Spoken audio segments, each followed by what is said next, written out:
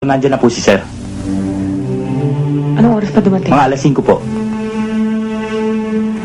Thank you.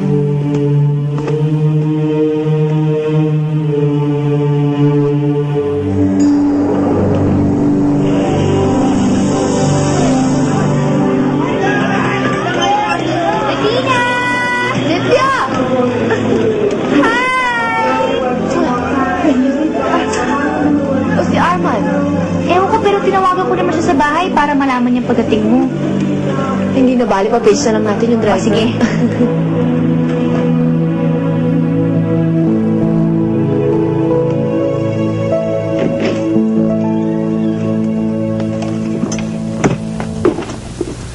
Sana, kinonsulta mo man lamang ako bago ka nagdesisyon na ihinto ang iyong pag-aaral.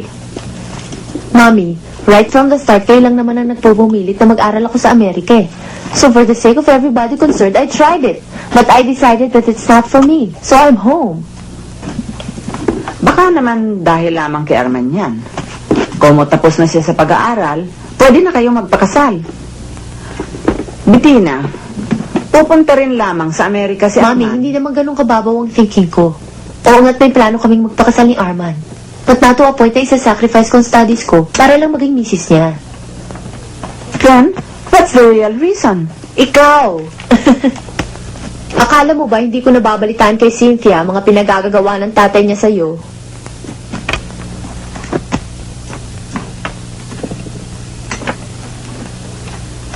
I refuse to discuss this. Wala ka pang isang oras dito, nag-aaway na tayo? Akala mo ba hindi ko alam ang rason kung bakit mo ako pinadala sa Amerika? Para hindi ko makita ang katarantaduhan ng asawa mo. Si Tito Ramon lang naman ang may gustong itapon ako doon, hindi ba? Pero sabihin niyo sa kanyang tapos na ang maliligayang araw niya. Because I'm back. And I'm home for good. Hindi na niya ako pwedeng itapon sa kabilang side ng mundo. At hindi na rin pwedeng magpakasasa sa perang pinaghirapan ng papa na iniwan sa inyo.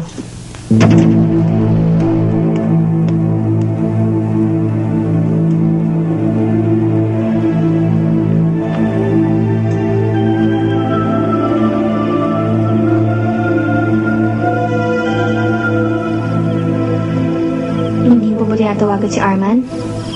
Bakit ko naman siya tatawagan? Alam naman niyang nandito ako, ba't hindi niya ako tawagan? Nag-aaway ba kayo? Aawayin ko pa lang siya. Oh, ba't wala pa daddy mo?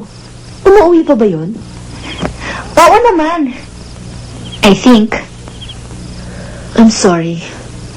Siguro sometimes nasasaktan ka kapag lagi kong iniinsulto si Tito Ramon. I sometimes forget he's your dad. Pero iisa na nga mami natin. At saka, alam ko naman kasalanan ng daddy ko eh. May rason kang magalit. Alam mo bang pangalan ng babae niya? Who knows? Marami ba sila o may isang nakakalamang? Hindi nga namin alam eh. At saka may magagawa pa ba kami? Kaya nga ako nandito eh. Dahil may gagawin ako. At magkamatayan na kami ng daddy mo. Ma'am Cynthia. Si Sunny. Ah, sige. Sunny raw. Yan ba yung isinulat mo sa akin? Oo, ipapakilala ko sa sayo ah. Cute ba? Pwede na. Matabang konti. Kasi mahirap naman yung sobrang cute eh. Maproblema. Maaga kang natututo ha? Alam mo, ako ang poproblemahin nila. Hindi sila ang poproblemahin ko. Teka. Hello?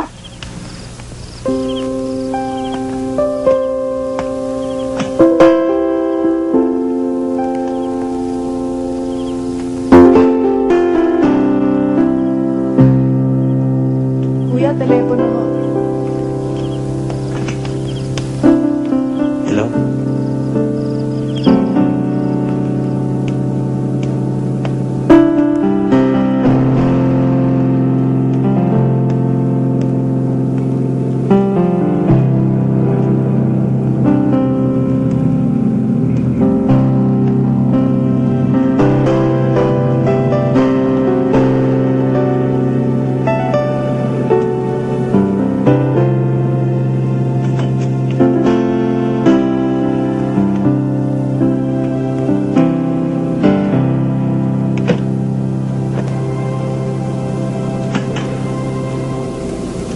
Para yatang hindi ako makapaniwalang tinawagan mo ko.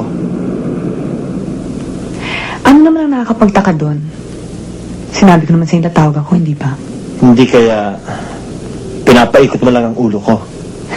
Napakadali mo namang mataranta. Masama yan para sa lalaki. O paano?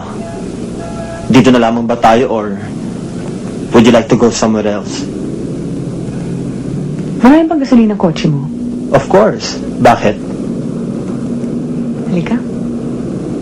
Pupunta tayo sa pinakamagandang sulok ng Maynila. Saan yun?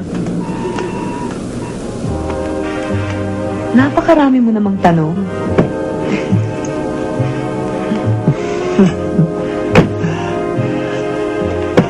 Yes.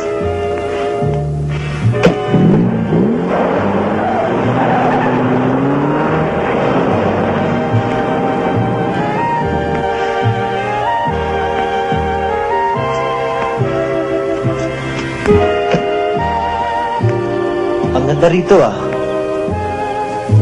Paano mo nalaman to? Madalas ka ba rito? Ayan ka na naman sa mga questions mo. Kailangan mo malaman ng lahat. Alam mo, I think it's unfair. Eto ako kwento ng kwento tungkol sa buhay ko. Pero ikaw, wala kang sinasabi ng isang information tungkol sa'yo. Ikaw ang kusang naglalabas ng impormasyon. Wala naman akong hinihingi sa'yo. Tapos ine-expect mo na iladlad ko sa'yo ang aking Eh, buong bakit pagkatao. napaka-defensive mo? Eh kasi pumunta tayo dito para maging masaya. Eh pinabibigat mo naman ang usapan eh. Anong oras na nga ba? Pagteten. Magti-10. May oras pa.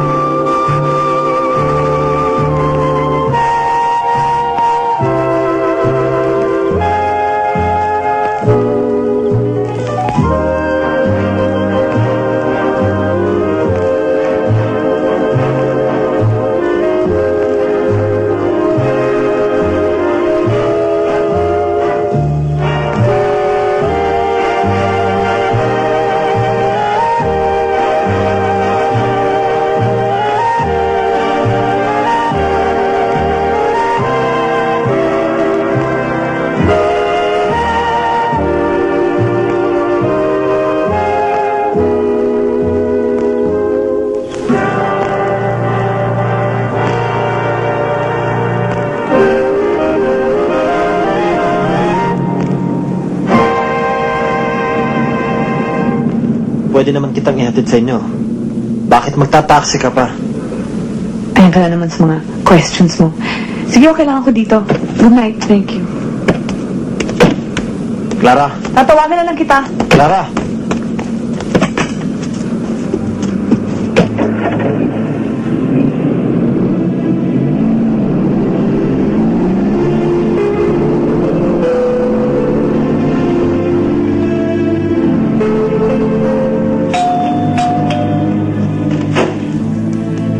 Good evening, sir. Mabait naman ang aking anak. Ganun talaga ang ugali niya. Pabayaan mo na lang siya.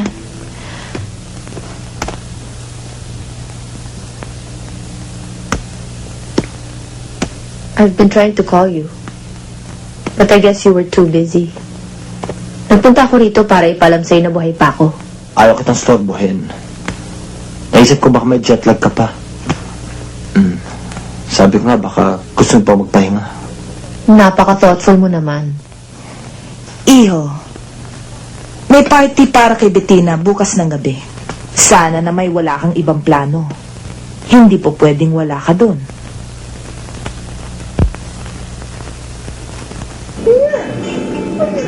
Yun nga sinasabi ko sa kanila. I told them hindi pwede mangyari what they were asking, but I told them again and again.